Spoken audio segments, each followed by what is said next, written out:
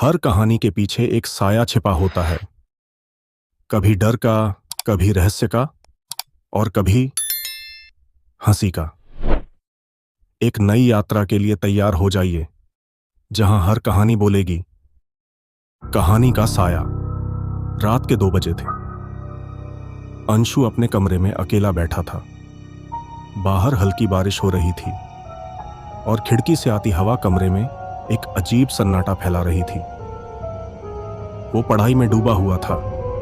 तभी अचानक दरवाजे पर ठक ठक की आवाज हुई। थोड़ा चौंकते हुए उसने दरवाजा खोला। बाहर कोई नहीं था, लेकिन जैसे ही वो पलटा, उसकी नजर जमीन पर पड़ी एक गुड़िया पर पड़ी। पुरानी, धूल से भरी और अजीब सी। एक आंख टूटी हुई थी, लेकिन दूसरी आंख से वो सीधा अंशु को घूर रही थी।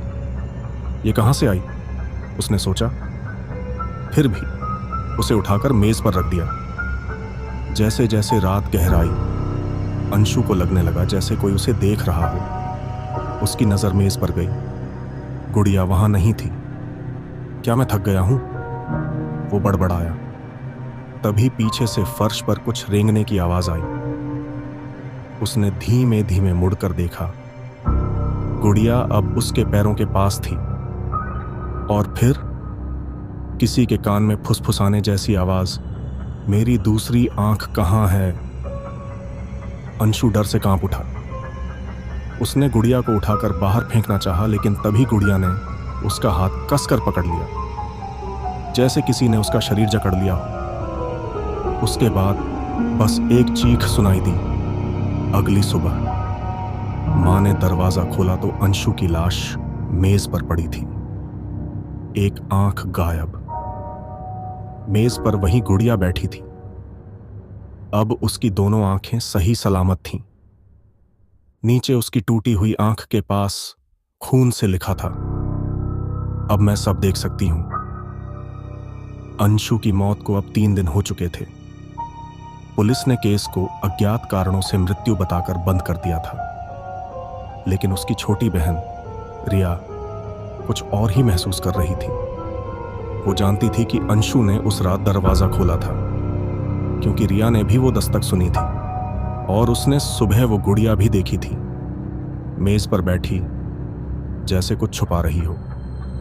रिया ने जब गुड़िया को छूने की कोशिश की तो अचानक उसके हाथ जल गए, जैसे किसी ने अंदर से उसे झटका मारा हो। उस रात रिया को अजीब सपना आया। गुड़िया अंशु की आवाज में बोल रही थी, रिया, मेरी आंखें उससे ले ली, अब मुझे तेरी आवाज चाहिए। रिया पसीने पसीने होकर उठी, लेकिन कमरे में अंधेरे में कोई खड़ा था। उसकी सांसें तेज थीं। वो कुछ बड़बड़ा रहा था। अब सब कुछ साफ दिखता है, अब मैं बोल सकता हूं। रात को पूरे मोहल्ले में बिजली चली गई और रिया की चीख दूर तक गूंज उठी। सुबह रिया के कमरे का दरवाजा अंदर से बंद था। खिड़की खुली थी और मेज पर वही गुड़िया बैठी थी। अब उसकी आंखें तो थीं ही, पर होंठ भी सिल दिए गए थे धागे से। धागे में खून लगा था। नीचे एक और लाइन खून से लिखी थी, जिसकी आंख मिलती है उसकी आवाज भी चाहिए। कृपया मेरे चैनल को सब्सक्राइब करें, लाइक करें और कमेंट करके बताएं कि आपको कैसा लग रहा है और आपको किस तरह की कहानियां सुनना पसंद है।